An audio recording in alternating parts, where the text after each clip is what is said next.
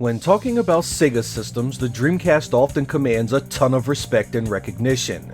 Even non-Sega fans are hard-pressed to say much bad about Sega's last console.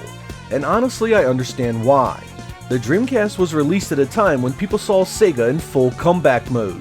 The hardware was priced right, it was powerful, it had a heck of a list of solid launch titles, and it brought respect back to the Sega Sports brand after it was obliterated the generation before.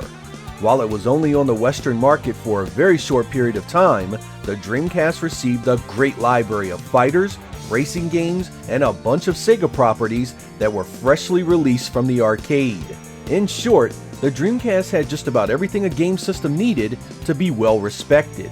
And that included some great graphics. In this episode, we will be looking at the games I think have the best visuals on the platform. I have broken it down by genre here, and have chosen the games I think take the crown of best looking Dreamcast games.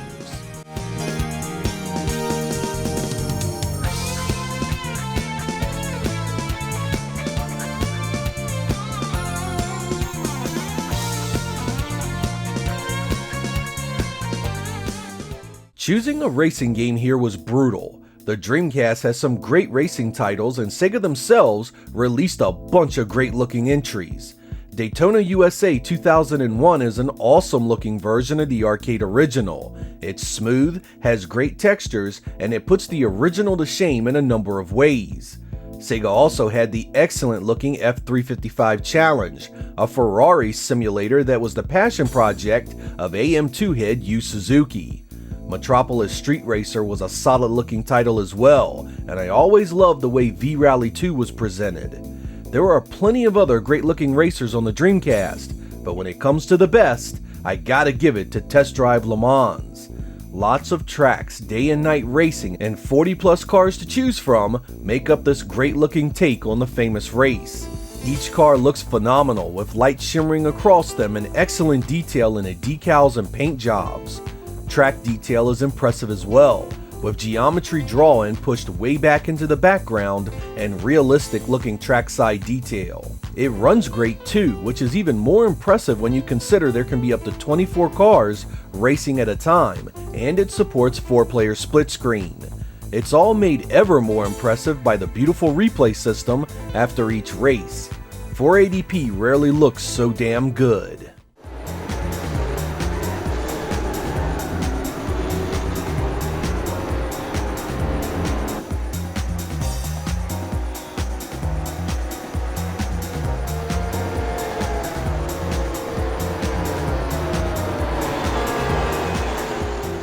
If there is one genre the Dreamcast did so very right, it's fighting games. I mean, Capcom alone loaded the system down with arcade goodness.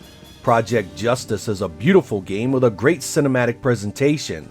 Each fighter has their own unique super that lights up the screen, not to mention the tag team specials.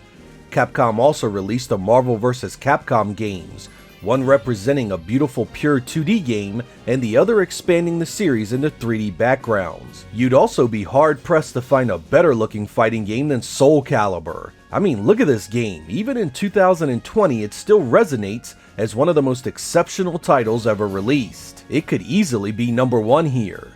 Guilty Gear X burst onto the scene and showered us with next generation 2D art and animation that again, still looks great now.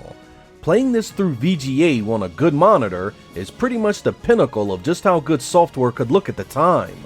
But when forced to pick just one, I gotta go with Dead or Alive 2. It's a package that simply doesn't quit. The models, the animation, the backgrounds, it all screamed a level that other 3D fighting games would take years to obtain regularly. The fact that many of these stages were multi-leveled added to that unique presentation, and provided a wow factor you never got tired of. I never had any clue what the hell was going on in the story, but when it came to visuals, this was simply one of the very best.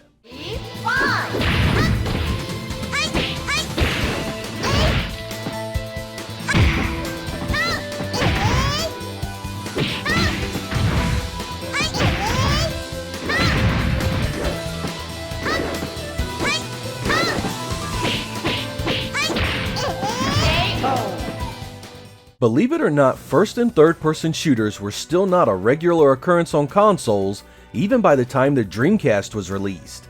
The genre was there, of course, but it still wasn't quite as strongly embraced as one would have guessed. That doesn't mean that these types of games didn't exist, of course, and there were some great looking games too. Quake 3 had a decent showing on the Dreamcast. While it wasn't going to equal a high-end PC at the time, it still ran and played well enough for most casuals to get some fun out of it. The same could be said of Unreal Tournament, which I personally enjoyed quite a bit. Charge and Blast was another one that played quite bizarre, but I really enjoyed the giant monster movie style presentation. Outtrigger was an AM2 joint that was ported from the Naomi, and it's a really good looking game too. It has great variety in the character graphics, and those environments are truly arcade quality. When it comes to the best though, I choose Headhunter. This is an extremely overlooked game on the Dreamcast that just does not get enough praise. I picked this one because of the many things it tries to do and how well each of them comes off. Headhunter is quite the mix of game types. It's part GTA, part Metal Gear, part Resident Evil, and part GoldenEye. You get to drive around an open world on your motorcycle, explore mission-based content at your leisure, and the third-person gunplay is easy to get into and enjoy. Each mission has items you need to find and use to progress, and there are stealth elements you can employ to help you out. The mix of engines here is really impressive. There are fixed camera angles, cameras that follow you, and special viewpoints you get while hiding or looking around corners. The models are a bit simple, but considering the exploration and open world, I don't think there is anything like it visually on the platform. It was only released in Europe for the Dreamcast, but plays fine on a US or Japanese system with a regional bypass.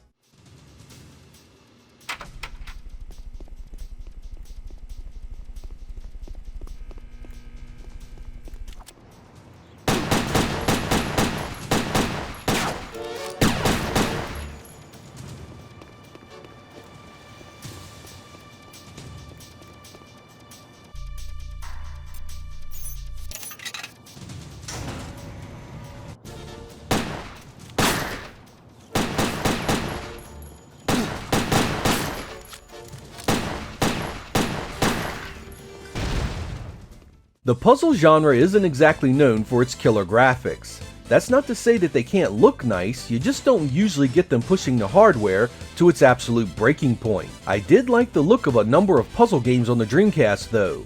Capcom's Puzzle Fighter pretty much looked great no matter the platform. The same could be said of the Puyo Puyo games, and Namco's Mr. Driller fits that category as well. I guess color and art are pretty much what we're judging here, and in that regard, I give the final nod to Hanagumi Taisen Columns 2. This Japanese exclusive has the great art from the Sakura Wars series, mixed with the pre-rendered visual stylings of Columns 97. It had online play for a while in Japan before the service was shut down, but still has a single-player mode you can partake. You likely won't know what is going on in the story, but with Columns so universally easy to understand, it's still quite possible to enjoy this one.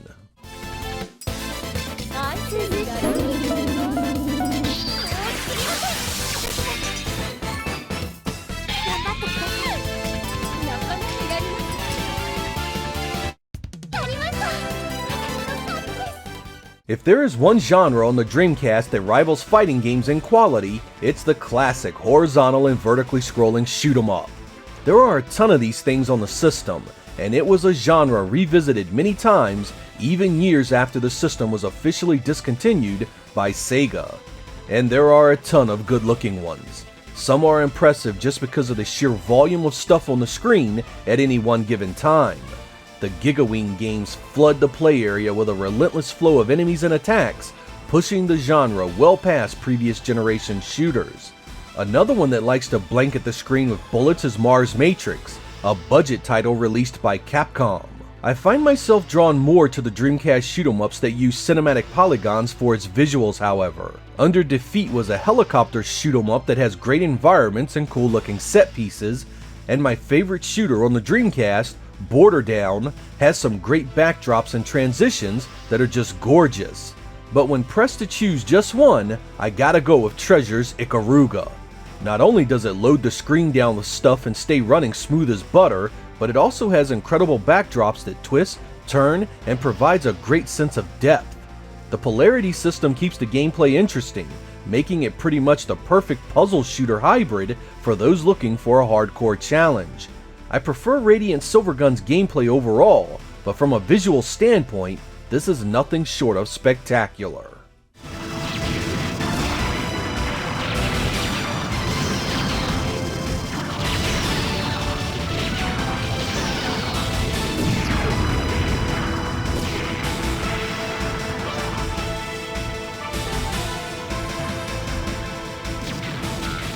Sega sports games came rocketing back with a vengeance on the Dreamcast, and most of them looked really nice.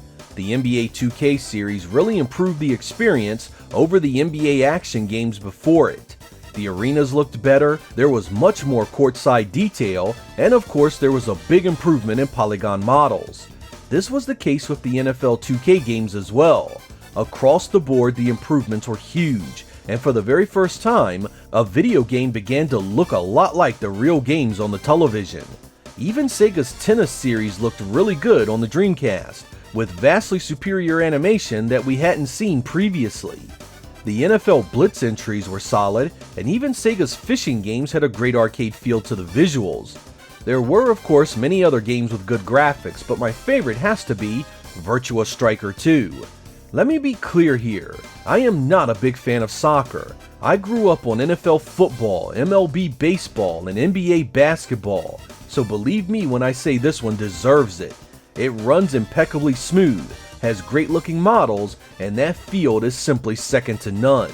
Opinions may vary on its gameplay, but when it comes to good looking sports titles, I don't think anyone can fairly call this one a bad looking game.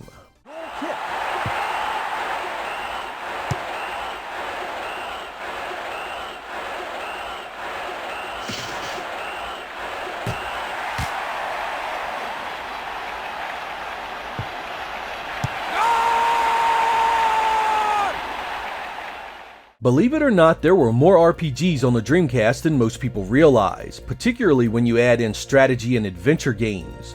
When I do that, there are some great options to choose from. Of course, the two Shenmue games were staples on the Dreamcast when it came to visuals.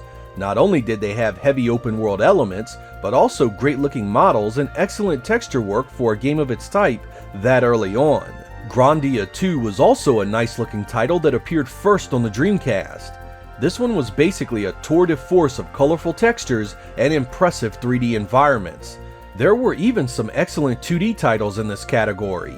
Capcom's El Dorado Gate series sported some excellent artwork that was full of color and personality, and the mixed genre Napple Tale is also worth noting. There is an RPG on the Dreamcast that just simply blew me away back in 2000, however, and that was Skies of Arcadia. This was a AAA mix of art style and technical excellence. Each area was defined by various cultures, and of course the design of the characters themselves were just brilliant. The battle system was split between on-foot and ship-to-ship action, and the dungeons were explored from a 3D perspective. Simply put, the art style of this one reigned supreme, making it one of the most unique looking titles of an entire generation.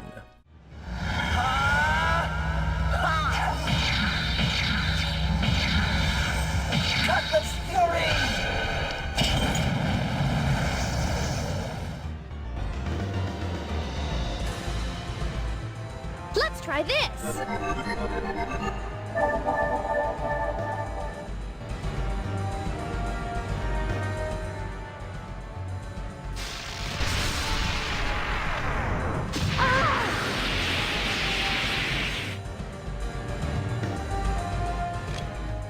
The action platformer category basically encompasses a lot of games and is perhaps the hardest to pick just one.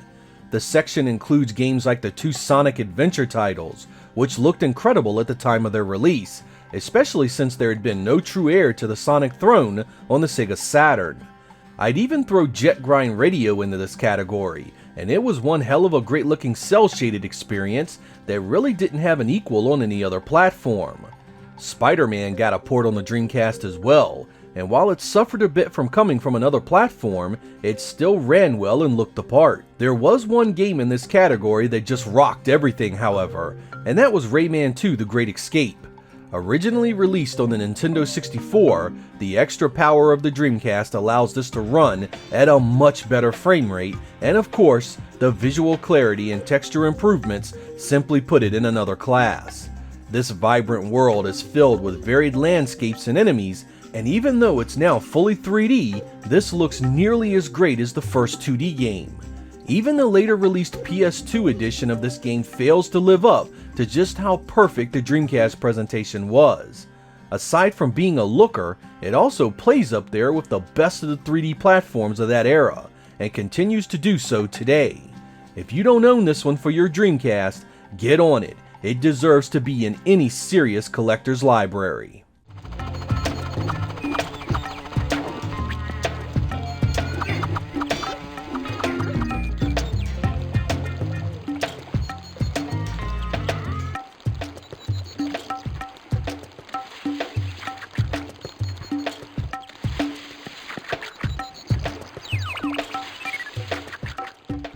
Sometimes a game just doesn't easily fit into a genre or category of game. Echo Defender of the Future is one such title. It's not a traditional platformer by any means, and while the gameplay can be disorienting and not much fun at times, you'd be hard-pressed to argue it's not a great-looking entry into the library. It runs excellent, and the feeling of gliding around its luscious backdrops is excellent. I'm not entirely sure just what the hell Res is, but it has a visual style you just gotta love. I mean, it's abstract in all the right ways, and even though I don't know what's going on half the time, I still love the way it looks and sounds. It's also the closest thing we got to a Panzer Dragoon game on the Dreamcast. I'd also like to take a moment and recognize Yu Suzuki Gameworks for the Dreamcast. While these games had already appeared on a bunch of platforms by this point, the Dreamcast ports here were among the best. Smooth scaling, accurate art, and an all-around arcade-accurate showing really made these a joy to play. There were 5 classics here, and if you have a Dreamcast that plays burned discs or an ODE, be sure to give them a shot. Finally, I'd like to mention a game that you would have thought would have been a complete fail, yet turned out much better than I would have guessed. Many of you know Death Crimson on the Saturn, the awful light gun game that looks, runs, and plays like complete garbage. The company responsible for that train wreck also brought a version of it to the Dreamcast, and surprise, it freaking isn't as bad as you would have guessed. I'm not sure why this developer was so hellbent on continuing this series after the awful Saturn game, but this one really isn't that bad. It looks and plays so much better than the last one. This one is fun to mess around with a time or two.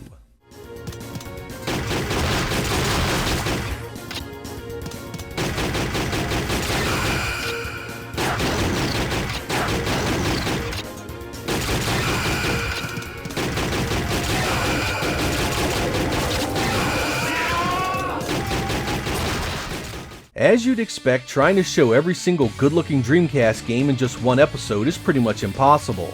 I was gonna miss something somewhere, and opinions can differ radically based on the simplest of things. Sometimes the stylized art of a game can win at fans, and sometimes just the technical excellence of a certain effect or aspect of the engine can make it a popular choice. I think one thing that really helped the Dreamcast during its life was the ability to hook it to a PC monitor and get a true VGA image. Seeing something like Soul Calibur running on a VGA CRT in 1999 was spellbinding, and it really made the Dreamcast a special experience. Even now in 2020, this setup remains some of the very best looking visuals from the generation no matter the hardware. I think it's fair to say that later machines like the Xbox and Gamecube pulled away from the Dreamcast in total capability. But by no means would I say the Dreamcast was a slouch visually, and it certainly had its fair share of incredible graphics. I'm Sega Lord X, thank you guys for watching, and I will catch you next time.